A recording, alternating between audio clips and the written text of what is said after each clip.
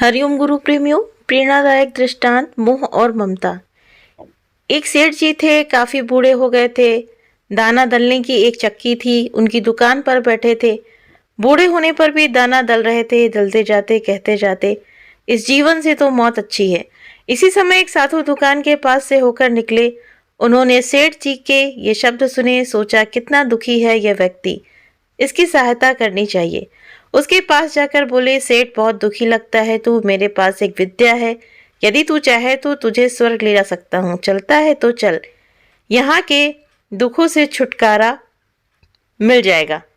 सेठ ने साधु की ओर देखा, बोला, बहुत दयावान हो तुम, परंतु मैं जा कैसे सकता हूँ, इतना बुढ़ा हो गया, अभी तक कोई संतान नहीं हुई, संतान हो जाए तो चलूंगा अवश्य। साधु ने कहा, बहुत अच्छा, और चला गया। कुछ वर्षों बाद सेठ के 2 बेटे पैदा हो गए। साधु ने वापस आकर कहा, चलो सेठ, अब तो तुम्हारी संतान हो गई। सेठ ने कहा, हाँ हो तो गई, परंतु अभी तक वो किसी योग्य तो नहीं, लड़के तनिक बड़े हो जाएं तब तुम आना, मैं अवश्य चलूंगा। लड़के बड़े हो गए, साधु फिर आया तो सेठ नहीं था। पूछा उसने कि सेठ कहाँ है, तो पता लगा कि मर गए हैं। साधु ने योग बल से देखा कि मर कर वो गया कहाँ, तो उसने पता लगाया कि दुकान के बाहर जो बैल बंधा है वही पिछले जन्म का सेठ है। उसके पास जाकर साधु ने कहा, अब चलेगा स्वर्ग को। सेठ जो बैल था ने सर हिलाकर कहा, कैसे जाऊं, बच्चे अभी ना समझ हैं, मैं चला गया तो कोई दूसरा बैल ले आएंगे। जितनी अच्छी प्रकार से मैं बोझ उठाता हूँ, उतनी अच्छी प्रकार से दूसरा बैल बोझ नहीं उठाएगा, तो मेरे बच्चों को हानि हो जाएगी। ना भाई, अभी तो मैं नहीं जा सकता, कुछ देर और ठहर जा। 5 वर्ष व्यतीत हो गए। साधु फिर वापस आया, देखा दुकान के सामने अब बैल नहीं है। दुकान के मालिकों ने एक ट्रक खरीद लिया। उसने इधर उधर से पूछा कि बैल कहाँ गया। ज्ञात हुआ बोझ ढोते ढोते मर गया। साधु ने फिर अपने योग बल का प्रयोग करके पता लगाया, तो पता लगा कि वो सेठ अपने ही घर के द्वार पर कुत्ता बनकर बैठा है। साधु ने उसके पास जाकर कहा, अब तो बोझ ढोने की बात भी नहीं रही, अब चल तुझे स्वर्ग ले चलूं।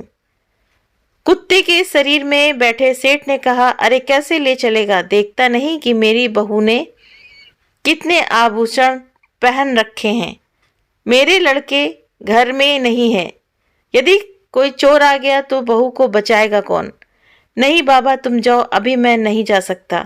साधु चला गया। 1 वर्ष बाद उसने वापस आकर देखा कि कुत्ता भी मर गया। उस साधु ने अपने योग बल द्वारा पुनः उस सेठ को खोजा, तो ज्ञात हुआ कि वो अपने घर के पास बहने वाली गंदी नाली में कीड़ा बन के बैठा है। साधु ने उसके पास जाकर कहा, देखो सेठ, क्या इससे बड़ी दुर्गति भी कभी होगी, कहाँ से कहाँ पहुंच गए तुम, अब भी मेरी बात मानो, आओ तुम्हें स्वर्ग ले चलूं।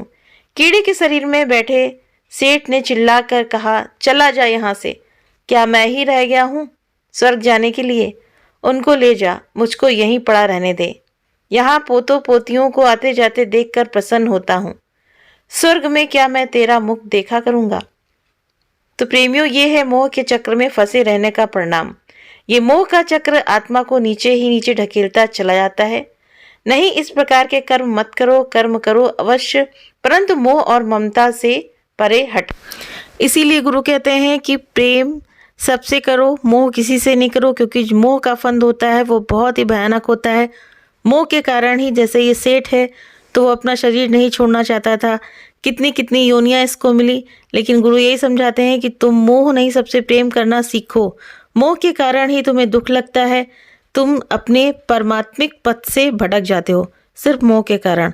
और मोह ही एक ऐसा बंधन है जो कि छूटता नहीं है, अंत समय में फिर वही याद आता है। तो जो जीवन भर हमारे दिमाग में चलता है, हमारे जो हमारी प्रतिक्रियाएं होती हैं, जिनसे हम मोह करते हैं, वही बेटा बेटी परिवार वो सामने आता है। तो इसलिए गुरु कहते हैं कि जिस प्रकार तुम उनके मोह में फंसे हुए, उससे निकल करके, उस चक्रव्यूह से निकल करके अब परमात्मिक पथ पर आप अग्रसर हो, क्योंकि मोह जो है वो हमको बंधन में डालेगा और फिर आवागमन के चक्कर में वो हमें मतलब जो है पढ़ना पड़ेगा। इसीलिए मोह से हट करके हमें प्रेम सबसे करना है और अपने परमात्मिक पथ पर चलते रहना है, परम गति को प्राप्त होना है। हरि ओम तत्सत।